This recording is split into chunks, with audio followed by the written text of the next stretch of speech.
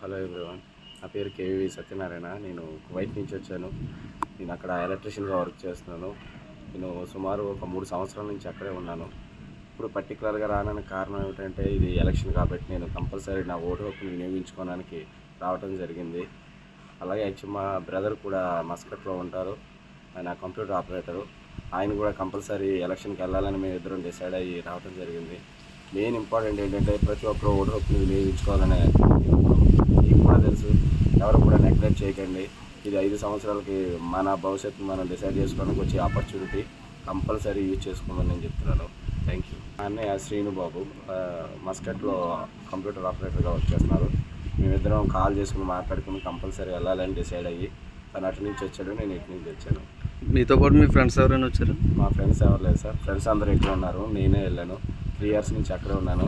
Actually సంక్రాంతికి పొంగల్కి రావాలి, కానీ ఎలక్షన్కి రావాలని డిసైడ్ అయ్యాం. Thank you.